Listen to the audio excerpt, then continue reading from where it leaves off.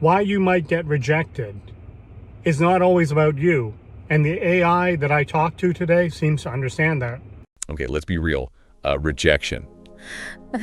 Just plain sucks. Right? Yeah. It's like, you know that feeling when you totally bomb a joke in a room full of people? Yeah. Yeah, it's that kind of cringy feeling. But what if, instead of just like wanting to disappear, we actually got curious about rejection? Like, what if we tried to understand it better? So that's what we're doing today. We're diving deep into why she might not have said yes. And listen, before we even get started, this is not about playing the blame game, all right? This is about understanding the why. Because there could be a million reasons, and we're going to unpack some possibilities today. Absolutely. I think it's fascinating how our instinct when we face rejection is to immediately either blame ourselves, oh, I suck, or to blame the other person. You know, she's a jerk. or whatever.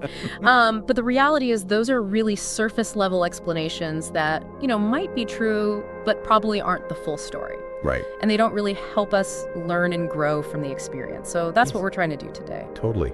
And, you know, the source material that we're looking at today actually lays out some of those possibilities. Yeah. You know, like maybe she's just in a bad place emotionally, or maybe she's used to guys just like not taking no for an answer. Right. And, you know, it runs the gamut. So there's a lot to unpack there. Yeah, let's unpack that second one for a moment. You know, she's used to guys pushing through. That, to me, really highlights a very real and unfortunately kind of damaging pattern of behavior, you know, where someone might be so used to people, particularly guys, just kind of ignoring their boundaries or not taking no for an answer the first time that they almost expect it. Right, yeah. It's kind of like when you send someone a text and they don't respond and then you just keep texting them. It's like, hello, like, can you read the room here? Totally. And so, you know, I think it's just a really important reminder that respecting someone's decision, even if it's not the decision that we want to hear, is just so crucial. Absolutely. And you know what I find interesting is you have that scenario, right? Yeah. And then on the other end of the spectrum, sometimes it's as simple as like she's taken or like she's just not into you. Totally. You know, sometimes it really is that simple, and that's okay. It is okay. And in those situations, it's like, okay, well, nothing I can really do about that. Move on. But I think it's worth digging into that she's not into you thing a little bit further, because that one, and I think also the whole out of your league thing, those can really like bruise the ego a little bit. Oh, for sure. But they are so incredibly common. And I think it speaks to this bigger point about perception and self-worth, right? Yeah. Like, because someone doesn't have a romantic preference for you, that doesn't decrease your value as a person. Right.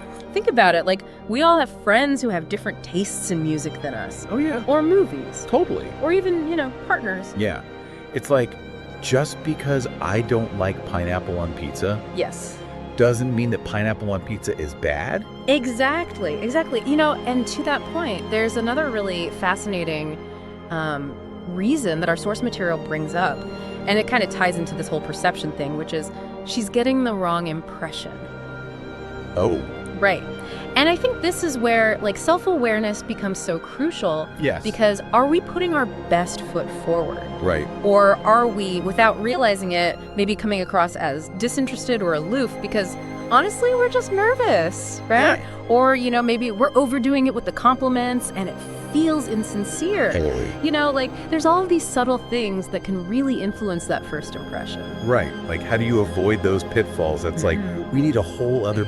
Oh, course. We need a whole course of Yeah. First Impressions 101. Exactly. But I think it really all comes back to being authentic and being present, right? Like, if you're genuinely interested in getting to know this person, let that show. Right. You know, put the phone away, make eye contact, listen actively to what she's saying. Don't just be waiting for your turn to talk. Like, those little things, I think, make a world of difference. They do. Wow, this has been really eye-opening. So if we had to boil it all down, like, what's the key takeaway here for our listeners? I think the biggest takeaway is that rejection, while it never feels good, is rarely a value judgment about you as a person. Right. It's often this really complex combination of individual circumstances, perceptions, and choices. So I think instead of getting, you know, bogged down in that initial sting of rejection, what if we approached it with a little curiosity? Like, what can we learn from this experience? Maybe it's about refining our approach. Maybe it's about, you know, simply accepting that not everyone is going to vibe with us, and that's okay. Yeah, absolutely. It's like that saying, rejection is just redirection. Ooh, I like that. Right, it's like, it's pointing you. To something better. Exactly. Potentially. Exactly, exactly. You know, and this whole conversation got me thinking, like, how often do we experience these same dynamics in other areas of life? Oh, absolutely. Like, think about job interviews, yes. friendships, even just like putting your creative work out there for the world to see. 100%. Like, the principles are the same. Yeah. So next time you're facing that no, whatever it might look like, don't just shrug it off. Right. Like, see if you can figure out the why behind it. You might be surprised by what you learn about yourself, about the situation. You really might. And who knows, it might lead you somewhere amazing. There you go. Until next time.